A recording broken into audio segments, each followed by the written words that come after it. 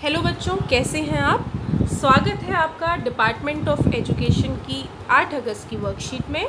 जैसा कि आप सभी देख सकते हैं, वर्कशीट का नंबर 30 है, यानी कि 30 है। वर्कशीट क्लास 6 थ्रू 8 तक के बच्चों के लिए है।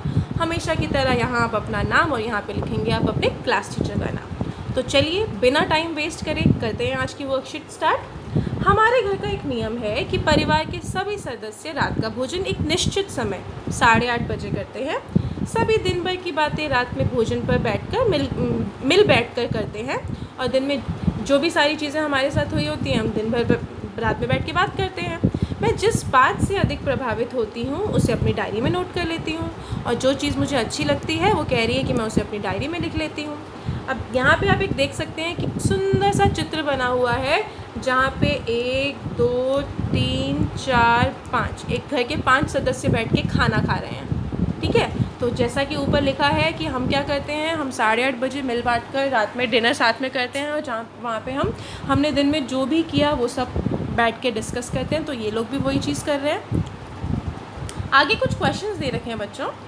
मेरे घर में कुल कितने सदस्य हैं। अब बच्चों मेरे घर में तो 5 सदस्य हैं। अब आपके घर में जितने भी सदस्य हैं आप लिख सकते हैं। आप इसको 6 7 8 या 2 3 जितने भी आपके घर में सदस्य हैं आप उतने सदस्यों का लिख सकते हैं।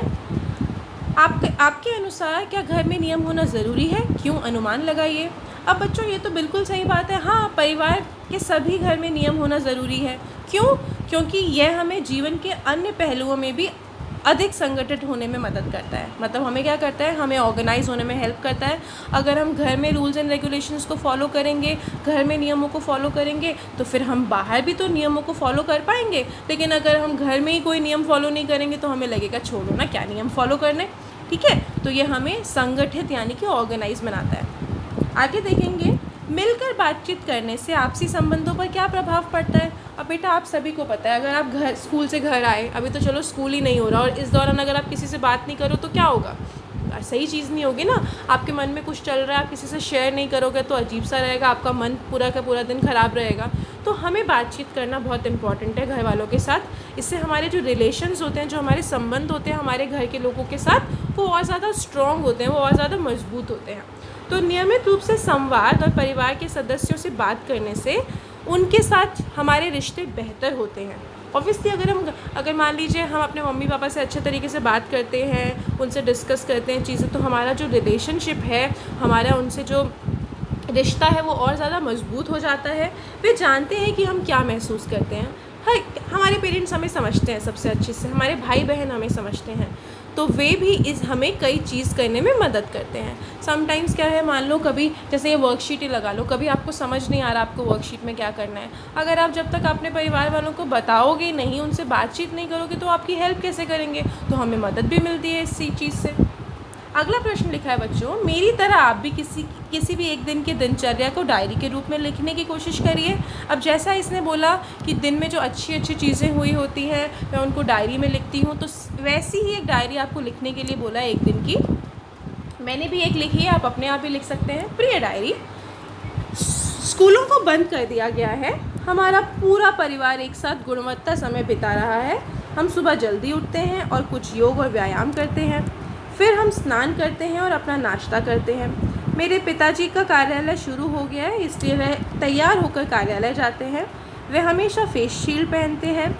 फिर हम अपने शिक्षक से व्हाट्सएप पर वर्कशीट प्राप्त करते हैं।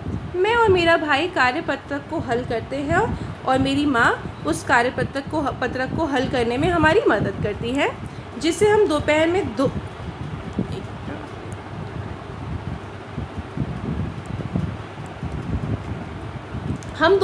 2 घंटे टीवी देखते हैं। फिर दोपहर में हम 1 घंटे सोते हैं और शाम को जागते हैं। मैं शाम को अपने भाई के साथ हमारी छत पर खेलता हूँ। मेरी माँ हमेशा हमें ऐसे खेल खेलने के लिए कहती है जिसमें शारीरिक गतिविधियाँ शामिल हों, इसलिए हम अपनी छत पर विभिन्न प्रकार के खेल खेलते हैं। उसके बाद हम नीचे आते हैं और स्नान करते हैं। इस समय तक हमारे पिताजी ऑफिस से वापस आ जाते हैं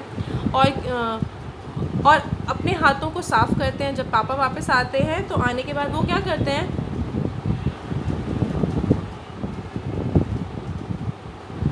और सभी उनके जो सारे के सारे कपड़े हैं वो उनको साबुन वाले पानी में भिगो देते हैं।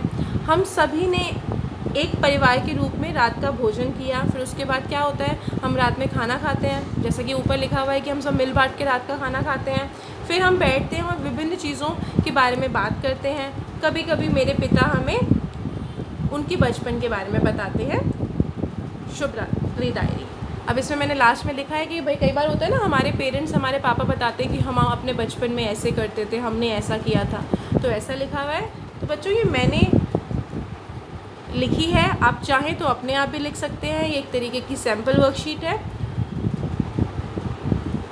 तो चलिए बच्चों, आज के लिए इतना ही काफ़ी है। हम कल मिलते हैं कल की वर्कशीट के साथ। तब तक के लिए स्टे हेल्दी, स्टे सेफ।